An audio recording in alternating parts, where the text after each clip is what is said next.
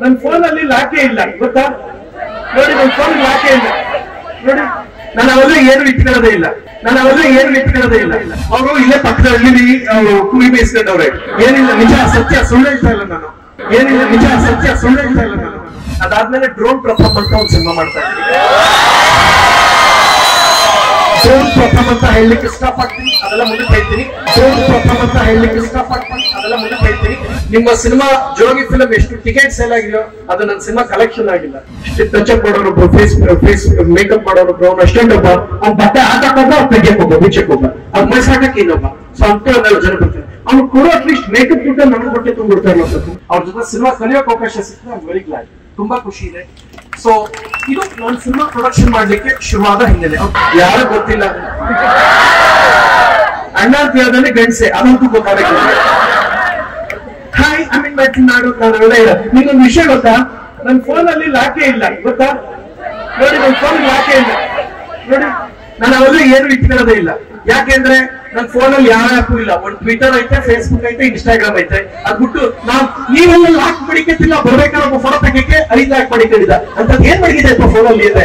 ನಾವು ಅದೈತೆ ಇದೈತೆ ಅದೇನ್ ಮಾಡಿದ್ರು ಗೊತ್ತಿಲ್ಲ. ಅದನ್ನ ಫೋನ್ ಅಲ್ಲಿ ಯಾವ್ದು ಇಲ್ಲ. ಬೇಕಾದ್ರೆ ದೇವ್ರೊಳಗೆ ನೋಡಿ ಲಾಕೆ ಇಲ್ಲ ನೋಡಿ, ಹಿಂಗೆ ಇದೆ ನೋಡಿ ಅಷ್ಟೇ. ಜೀವನದಲ್ಲಿ ಪ್ರಾಮಾಣಿಕೊಂಡಿರ್ಬೇಕು. ನೀವು 150 ಲಾಕ್ ಮಾಡಿಕೊಂಡಿದ್ದೀವಿ, ಯಾಕಪ್ಪ ಅಷ್ಟು ಲಾಕ್ ಮಾಡಿಕೊಂಡಿದೆ ಅಂದ್ರೆ ಉತ್ತರ ಇಲ್ಲ. ಏನಾದ್ರು ಕೇಳದಿದ್ರೆ ಕೇಳಿ, ಸತ್ಯನೇ ಹೇಳ್ತೀನಿ. ಏನೋ ಈಗ ಪ್ರಶ್ನೆ ಮುಖ್ಯನಾ ಅದು? ಇಲ್ಲ ಈಗ ಅದು ಮುಖ್ಯವಾದ. ಅವರು ಇಲ್ಲೇ ಪಕ್ಕದ ಹಳ್ಳಿ ಕುರಿ ಮೇಯಿಸ್ಕೊಂಡವ್ರೆ.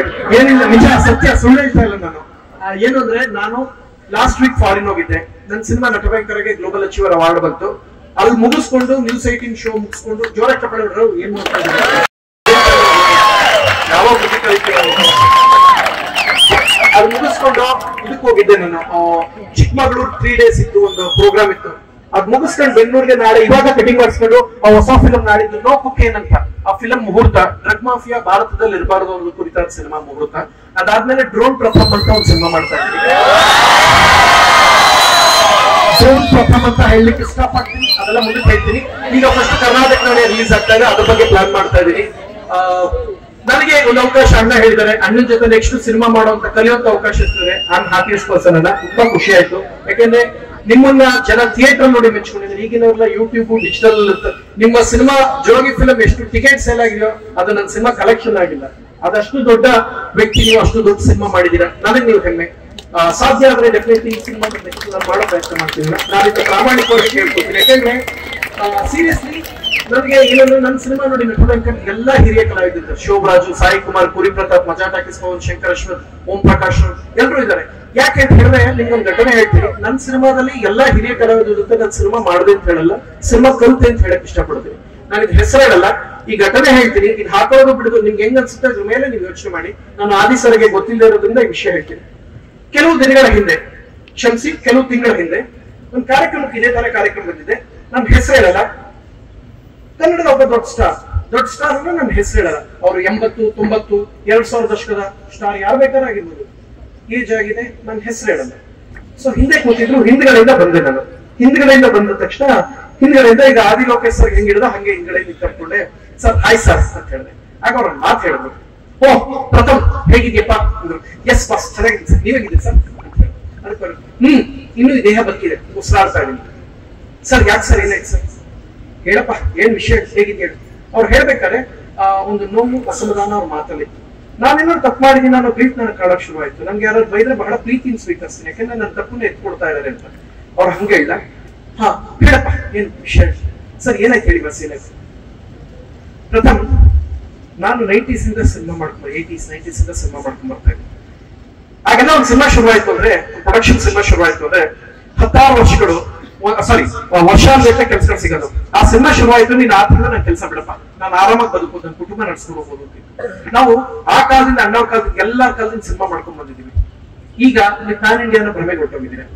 ತೆಲುಗು ಕನ್ನಡ, ತೆಲುಗಿಂದ ಅವ್ವ, ತಮಿಳಿಂದ ಅಪ್ಪ, ಮಲಯಾಳಮಿಂದ ವಿಲನ್ ಅಂತ ಕರ್ಕೊಂಡ್ ಒಂದು ಸಿನಿಮಾ 5 ಭಾಷೆಗಳು ಹೋಗ್ಬಿಡುತ್ತೆ. ಸಿನಿಮಾ ಹಿಟ್ ಆಗ್ಬಿಡುತ್ತೆ. ಒಂದು ವರ್ಷ ಒಂದು ಸಿನಿಮಾ ತೊಗೊಳಕ್ಕೆ 2-3 ವರ್ಷ ತಗೋತೀರ ಅಲ್ಲಪ್ಪ. ನನಗೂ ವಯೋಸಹಜ ಕಾಯಿಲೆ ಇರುತ್ತೆ, ಶುಗರ್, BP, ವಾಟೆವರ್ ಇರ್ಬೋದಲ್ವಾ.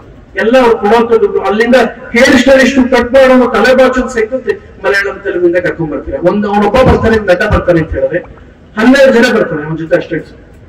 ಟಚ್ ಅಪ್ ಮಾಡೋರು, ಫೇಸ್ ಮೇಕಪ್ ಮಾಡೋರು, ಅವ್ನ ಅಸ್ಟೆಂಟ್ ಒಬ್ಬ, ಅವ್ನ ಬಟ್ಟೆ ಹಾಕಕ್ಕೊಬ್ಬ, ತೆಗಿಯಕ್ ಒಬ್ಬ, ಬೀಚಕ್ ಒಬ್ಬ, ಅದ್ ಮೈಸಾಕಕ್ಕೆ ಇನ್ನೊಬ್ಬ. ಸೊ ಅಂತ 12 ಜನ ಬರ್ತಾರೆ. ಅವ್ನು ಕೊಡೋ ಅಟ್ಲೀಸ್ಟ್ ಮೇಕಪ್ ದುಡ್ಡ ನನ್ನ ಬಟ್ಟೆ ತುಂಬಿಡ್ತಾ ಇಲ್ಲ ಪ್ರಥಮ್. ಯಾಕೆ ನಾವೆಲ್ಲ ಕಾಣೋದಿಲ್ವಾ? ಎಸ್ ಪ್ರಥಮ್, ನಾನು ಸತ್ತೋದ್ರೆ ಮಾತ್ರ ಒಂದು ಪೋಸ್ಟ್ ಮಾತ್ರ ವಾಟ್ಸಪ್ ಅಲ್ಲಿ ಹಾಕ್ತೀರಾ. ಅದ್ಭುತ ನಟನಿಗೆ ಭಾವಪೂರ್ಣ ಶ್ರದ್ಧಾಂಜಲಿ ಹಾಕ್ತಿರಲ್ಲ ಪ್ರಥಮ್ ನೀವು. ಆ ಮನ್ಸನ್ನ ನಾನು ಕಾಣೋಕ್ ಶುರು ಆಯ್ತು. ಅವ್ರು ಹೇಳಿದ್ದು ನನಗೆ ಬೈತಾ ಇದ್ದಾರೆ ಅಂತ ನನಗೆ ಬುದ್ಧಿ ಹೇಳಿದ್ರು. ಟ್ರಸ್ಟ್ ಮೀ, ನನ್ನ ಸಿನಿಮಾದಲ್ಲಿ 21 ದಿನ ಆಕ್ಟ್ ಮಾಡಿದೆ.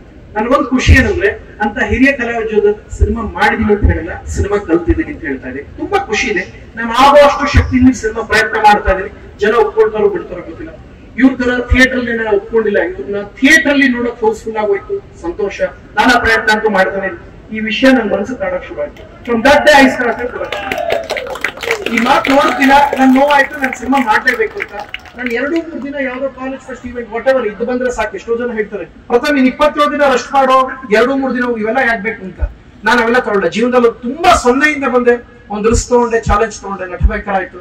ಈಗ ನೋ ಕೊಕೇನ್ ಮತ್ತೆ ಇನ್ನು 3 ಸಿನಿಮಾ ಪ್ರೊಡಕ್ಷನ್ ಸ್ನೇಹಿತರೆಲ್ಲ ಸೇರಿ ಮಾಡ್ತಾ ಇದ್ದಾರೆ. ಅದ್ರಲ್ಲಿ ಎಲ್ಲಾ ಹಿರಿಯ ಕಲಾವಿದರು ಮತ್ತೆ ಸ್ನೇಹಿತರು, ಅಣ್ಣ ಇಂತಹ ಕಲಾವಿದರು ಇರ್ತಾರೆ. ಇವ್ರ ಜೊತೆ ನಾನು ಸಿನಿಮಾ ಮಾಡಲ್ಲ, ಸಿನಿಮಾ ಕಲಿಯೋ ಪ್ರಯತ್ನ ಮಾಡ್ತೀನಿ. ಬಿಕಾಸ್ ನನಗಿಂತ ಅವ್ರ ಸಾಧನೆ ಬಹಳ ದೊಡ್ಡದಿದೆ. ಅವ್ರ ಜೊತೆ ಸಿನಿಮಾ ಕಲಿಯೋಕೆ ಅವಕಾಶ ಸಿಕ್ಕಿದೆ. I am very glad.